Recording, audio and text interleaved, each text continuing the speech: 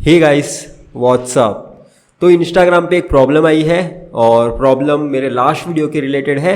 बच्चे ने स्टार्ट तो कर दी प्रिपरेशन, काफ़ी ज़्यादा स्पीडअप भी कर ली अपनी प्रिपरेशन, पर वो कहीं ना कहीं डिफ़िकल्टी फेस कर रहा है और डिफ़िकल्टी सीरियस है। इसलिए मैंने ये एड्रेस करने के बारे में सोचा, क्योंकि स्पीडअप का मतलब बहुत सारे लोगों ने नहीं अच्छे से समझा है। स्पीडअप का मतलब मैंने इसलिए कहा था क्योंकि आप मोटिवेशन कहीं ना कहीं अपना खो देते हो प्रिपरेशन के ड्यूरेशन में, पर वो मोटिवेशन कैसे वापस से जगाना है अपने पर्पस को याद करके, वो हमने अपने लास्ट वीडियो में ही देख लिया था। पर मैं स्पीडअप का आपको डिसएडवांटेज ही बताता हूँ। स्पीडअप का मतलब ये नहीं कि आप जो एक महीने में आपने सोचा था कि मैं एक महीने में इतना टारगेट कंप्लीट करूंगा, वो एक हफ्ते में ही अचीव कर देना है। हो सकता है आपका टाइम आपको लगे कि मैं बहुत कम टाइम में ज़्यादा सिलेबस कर रहा हूँ, पर आपको ये प्रिपरेशन 6 महीने तक कंटिन्यू रखनी थी। अगर एक महीने में फ्रस्ट्रेट होकर अपनी प्रिपरेशन बंद कर दोगे तो ये प्रिपरेशन पूरी की पूरी स्पॉइल हो जाएगी, क्योंकि वही इंसान इस गेट एग्जाम में जीतेगा वो दिसंबर तक कांस्टेंट स्पीड से पहुंचेगा।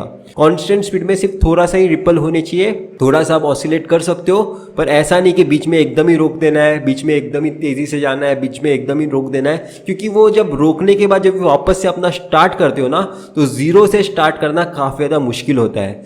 इसलिए मैं कह रहा हूँ स्पीडअप का मतलब अच्छे से समझो। तो सबसे पहले सुबह उठने से ही स्टार्ट कर देते हैं। सुबह उठते ही एकदम हाईली मोटिवेटेड उठ के प्रिपरेशन नहीं स्टार्ट कर देनी है। अगर ऐसा स्टार्ट करोगे तो पूरा का पूरा दिन ही बोरिंग बना दोगे। पूरा का पूरा दिन हमें कभी भी बोरिंग नहीं बनाना है, हमें दिन इंटरेस्टिंग बनाना है। तो दिन के स्टार्टिंग में जब आप उठोगे तभी वो काम करो जो सबसे ज्यादा आपका फेवरेट हो, वो काम करो जिसमें आपको मजा आता है, ताकि वो डिस्ट्रैक्शन आपको बाद में डिस्टर्ब ना करे जब आप पढ़ाई करते होगे। आपके बहुत सारे डिस्ट्रैक्शन हो सकते हैं। आपको हो सकता है कोई वेब सीरीज देखना बहुत ज़्यादा पसंद हो सकता है आपको अपने किसी दोस्त से बातें करना पसंद हो सकता है आपको कुछ एक्टिविटी करनी है, आपको फिटनेस से रिलेटेड एक्टिविटी करनी है, तो वो सुबह किया करो।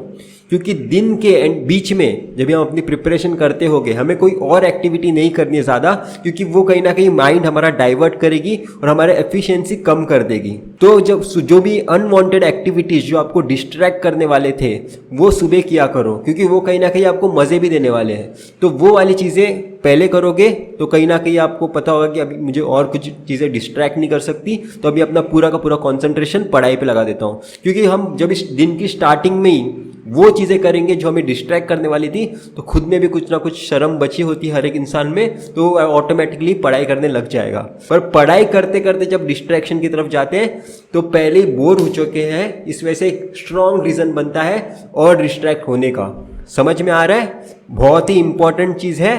थोड़ा सा डिफरेंस है इसमें दोनों चीज़ों में, और ये डिफरेंस आपको हेल्प करेगा ज़्यादा इफेक्टिवली पढ़ाई करने में। तो ये हो गया सुबह उठने के बाद क्या करना है। और मैंने और एक मतलब बोला था स्पीडअप। स्पीडअप का मतलब ये नहीं है कि आपको एक महीने का टारगेट एक हफ्ते में अचीव कर देना है। ऐसा करोगे तो कंटिन्यू नहीं रख पाओगे अपनी preparation through out the month या फिर थ्रू आउट 6 मंथ्स मैं कहूँ तो। क्योंकि ये इस एग्ज़ाम में वही बच्चा जीतेगा जो कंसिस्टेंट रहेगा या फिर एक फ्लो में रहेगा अपनी प्रिपरेशन के। दिसंबर तक कांस्टेंट स्पीड से जाना बहुत ज़्यादा इंपॉर्टेंट है। तो अगर आप एक महीने पढ़ाई करोगे, एक महीना करोगे ही नहीं, वापस एक महीना करोगे, ये प्रिपरेशन कुछ काम की नहीं होगी। इस वजह से एक दिन में उतना ही करो जितना रिक्वायर्ड है। अगर पढ़ाई हो गई जितनी करनी थी तो उसके ऊपर कुछ और मटेरियल सॉल्व करो सेम कॉन्सेप्ट्स पे। नए कॉन्सेप्ट जो आपने नेक्स्ट डे सोचा था कि मैं एक सीखूंगा, वो नेक्स्ट डे के लिए ही बचा के रखो। अगर आपको लग रहा है कि आप इस दिन में और ज़्यादा अपना हार्डवर्क करके और ज़्यादा हार्डवर्क कर सकते हो, और ज़्यादा खींच सकते हो इस दिन को, क्योंकि आपने थोड़ी और स्ट्रेंथ बची है, तो नए क्वेश्चन सॉल्व करने में लगाओ। कोई और एक मटेरियल ढूंढो, क्योंकि नए कॉन्सेप्ट जो आप दूसरे दिन सीखने वाले थे वो आज ही सीख लिए तो कल उठने का कोई रीज़न आपके पास बचेगा नहीं। ये दोनों चीज़ें बहुत ज़्यादा इंपॉर्टेंट है। बहुत सारे लोग एक ही दिन में सारी चीज़ें करने का सोचते हैं। एक दिन में सारी चीज़ें तो हो जाएगी, उस दिन तो अच्छा लगेगा, पर आप फ्रस्ट्रेट हो जाओगे एक महीने के अंदर ही। ये गलतियाँ आपको नहीं करनी है। हर दिन जब आप उठोगे आपके पास रीज़न होने चाहिए कि मुझे क्या पढ़ना है और क्यों पढ़ना है। अगर मैं आज नहीं करूँगा तो आज का लोड कल आएगा, इसका डर होने चाहिए। जो अगर एक ही दिन में सारी चीज़ें कर लोगे तो वो डर कहीं ना कहीं चले जाएगा और आपकी प्रिपरेशन खराब हो जाएगी और आप दिसंबर तक नहीं पहुंच पाओगे अच्छे से। देखो मैं क्या बोल रहा हूँ, प्रिपरेशन करनी भी है पर फास्ट भी नहीं करनी है।